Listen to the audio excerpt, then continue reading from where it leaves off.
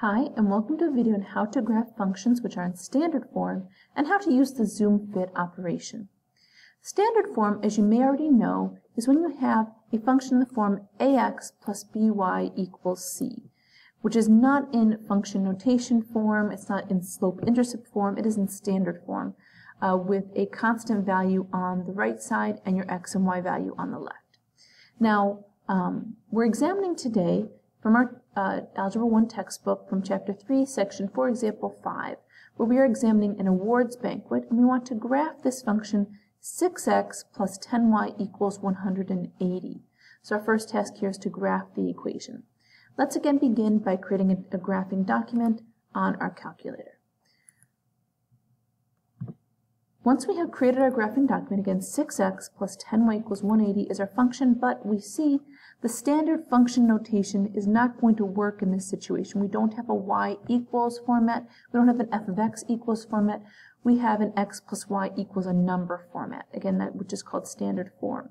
So we need a different template. There is that template available. Under Menu, we go to Graph Entry Edit, and this is an equation template. And I hit equation templates, it is also a line, and under line we have line standard. So again, that was, if I go back, Menu, Graph Entry Edit, Equation Templates, Line, Line Standard. When I click that, it's going to bring up a different template where I have 3 boxes where I can enter information. So in each of these boxes, I'm going to put the coefficient of the value and the constant c, the a value, the b, and the c value from my equation, which again in this problem was 6, 10, and 180. So type in 6, 10, and 180. Now when I hit enter, it's going to graph my line. However, in this problem I do not see the line, which shouldn't be a surprise to me given that I typed in the number 180, and my numbers here go up to 6 and 10. So clearly my values are going to be off. This window is not going to be accurate. So the purpose of this problem, zoom fit, can be very handy since I really am not exactly sure where on the graph my line is going to be. So I'm going to go to Menu. Now zoom fit is great because it sort of finds the line for you. It's not a great, it's not the perfect fit, it's not a great fit, but it's a good place to start at times. It will look for the minimum and maximum values if you have a quadratic function, or if it's a line, it'll just kind of find that line for you.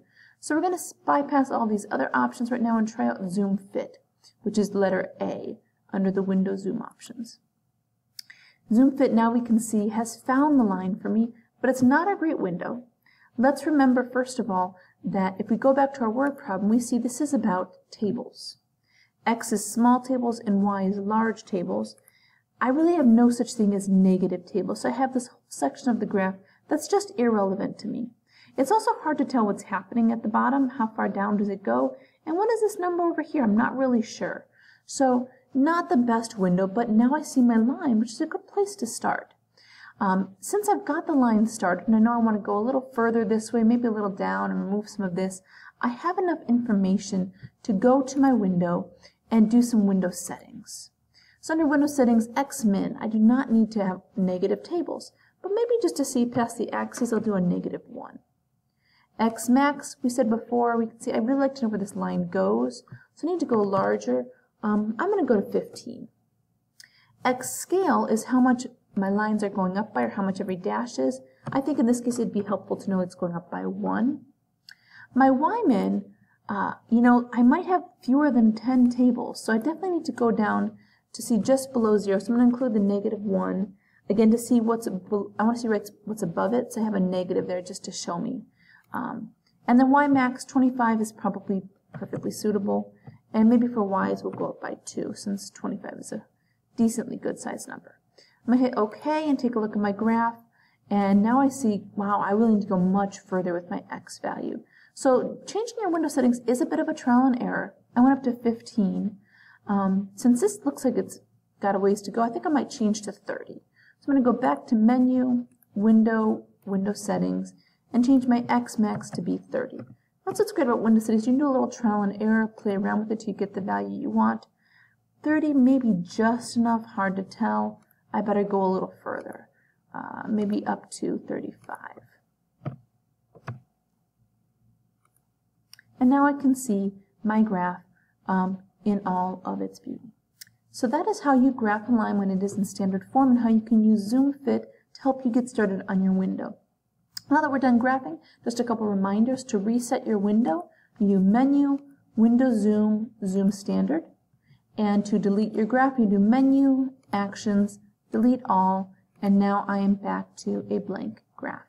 When I hit Tab here, it is going to still keep the template of standard form, so if I want to go back to function notation, I'll also go to Menu, Graph Entry Edit, Function, back to my standard kind of normal way to enter a function.